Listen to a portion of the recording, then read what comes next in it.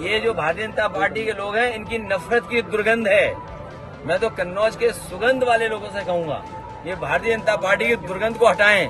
अभी तो थोड़ी हटाई है, अगली बार और हटा दो। ये निराश्रित गोवंश समाजवादी पार्टी ने दिए और इसीलिए इन्होंने गायों को लावारिस छोड़ दिया था। देखा ना, समाजवादी पार्टी के मुखिया क्या कहते हैं गोबर से मुझे दुर्गंध आती है। ये है इनकी असलियत, यही है, क्योंकि गौ माता को कसाईयों के हवाले करते थे। नाम योगी आदित्यनाथ, सब जानते हैं इसके आगे कि महाराज जी हर दिन कोई ऐसा काम जरूर करते हैं कि उनके विरोधी भी माथा ही पीटते रहते हैं। जी दोस्तों, यूपी के मुख्यमंत्री योगी आदित्यनाथ का जलवा जलाल कुछ यूं ही है कि विपक्ष तो छोड़िए, कुछ बड़े बड़े पत्रकारों ने भी मान लो ये कसम खा रखी है कि इन्हें यूपी से भगाना ही है।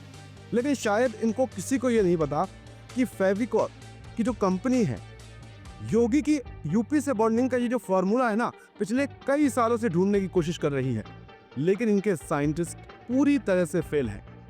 क्योंकि योगी जो कहते हैं वो तो करते ही हैं, और जो कर देते हैं उसके बारे में इनके दाएं हाथ को भी पता नहीं चला।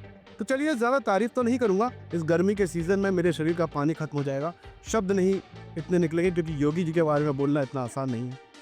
लेकिन बात सीधे मुद्दे की करूंगा, और मुद्दे की बात यह है कि योगी के नए फरमान ने एक बार फिर से हमारी प्यारी गौ माता पर सियासी पारा गर्म कर दिया है। और जिन टीपू भैया को गाय के गोबर से बदबू आती थी, दुर्गंध आती थी, वो भी तमतमाए हुए बैठे हैं लाल लाल तरबूजे की तरह। जी दोस्तों, यूपी के मुख्यमंत्री योगी आदित्यनाथ ने अब ये आदेश दे दिया है कि गोबर से बने प्राकृतिक पेंट का प्रयोग सरकारी इमारतों में भी किया जाए और इस पेंट प्लांट की संख्या को बढ़ाया जाए।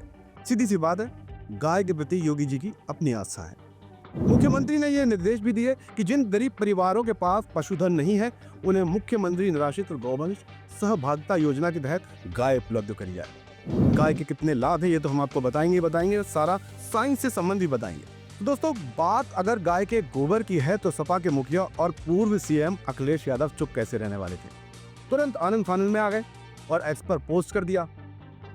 अखिलेश ने अपने इस पोस्ट में सीधे सीएम योगी को टारगेट किया, जो उनका पुराना अंदाज है कि सीएम कुछ कहते हैं तो उनको टारगेट करना ही करना है। बयान का जिक्र करते हुए, जिसमें मुख्यमंत्री ने रविवार को समीक्षा बैठक में अधिकारियों को सरकारी इमारतों में गोबर से बने प्राकृतिक पेंट का इस्तेमाल करने के निर्देश दिए थे या आदेश दिए थे। पूर्व मुख्यमंत्री ने इसे गोबरनामा को बीजेपी सरकार का नया कारनामा बताया है। ये जो भारतीय जनता पार्टी के लोग हैं, इनकी नफरत की दुर्गंध है। मैं तो कन्नौज के सुगंध वाले लोगों से कहूंगा, ये भारतीय जनता पार्टी की दुर्गंध को हटाएं।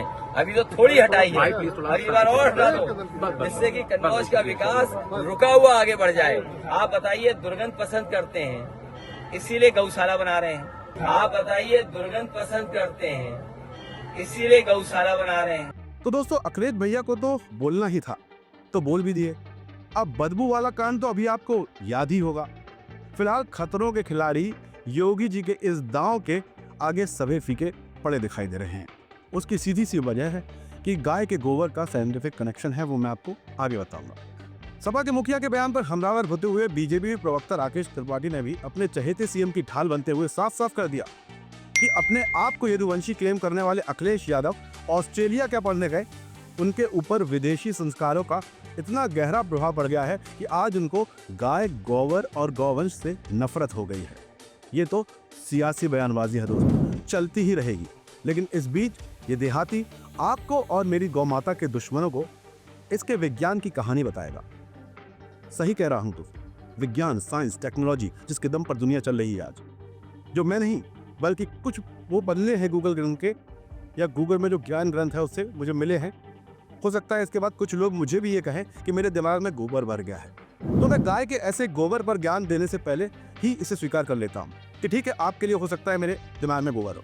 चलिए, लेकिन गूगल ग्रंथ के इन पन्नों से कुछ आप समझ लीजिएगा तो बेहतर होगा। तो सबसे पहले अमर उजाला में छपी हुई एक रिपोर्ट देखिए, जिसमें ये साफ साफ बताया गया है कि रासायनिक खाद से तैयार होने वाले फलों से लोगों की सेहत पर बहुत गहरा असर पड़ रहा है। इसे रोकने के लिए कानपुर के चंद्रशेखर आजाद कृषि विश्वविद्यालय में वैज्ञानिकों ने शोध किया।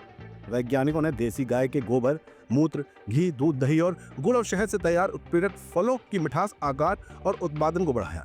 और ये बढ़ा। इसके साथ ही वायुमंडल में मौजूद नाइट्रोजन को भूमि में एस्टैब्लिश किया। इसके लिए लैब तैयार की, जैव उर्वरकों का प्रयोग फसलों पर किया। ये भी दंग करने वाली बात है। तो चलिए अब स्वदेश की इस रिपोर्ट को ही देख लीजिए, जिसमें साफ साफ लिखा है कि गोबर में अमोनिया, लैक्टिक एसिड और जो जैविक पदार्थ होते हैं वो मिलते हैं, जो बैक्टीरिया, वायरस और कीड़ों को नष्ट करते हैं, सक्षम होते हैं। आपको हिट फिट की जरूरत नहीं है। जब इसे दीवारों पर पोता जाता है तो ये घर के अंदर हानिकारक छोटे छोटे जीवों को कम करता है, उनको खत्म भी कर देता है। शोध में बताते हैं कि गोबर में एंटीबैक्टीरियल गुण होते हैं जो मलेरिया और डेंगू जैसे रोगों को फैलने वाले मच्छरों को भी भगाने में मदद करते हैं।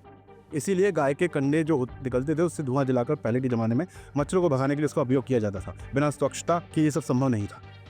मतलब इसका इस्तेमाल के बाद बड़ी बड़ी कंपनियों के होने का बंद डर सबको लग रहा है। आप डव आउट टाइप की बाकी कंपनियों के नाम को समझ ही सकते होंगे, इनका नाम लेना तो उचित नहीं है। सबका अपना काम है, धंधा है। इतना ही नहीं, गोवर गणेशों ईटीवी की रिपोर्ट को हल्के में मत लो। ये रिपोर्ट आप साफ साफ देखो स्क्रीन पे। BBAU के वैज्ञानिक डॉक्टर रवि गुप्ता को भारत सरकार ने 20 वर्षों के लिए पेटेंट कर दिया है। प्लास्टिक जैसे गुणों वाले बायोडिग्रेडेबल पदार्थ गन्ना, मक्का, गेहूं, चावल और केले के छिलके आदि बायोमास से बनाए गए हैं। ऐसे गुण सूक्ष्म जीवों द्वारा संश्लेषित पॉलीहाइड्रोक्सी ब्यूरेट में भी मौजूद है।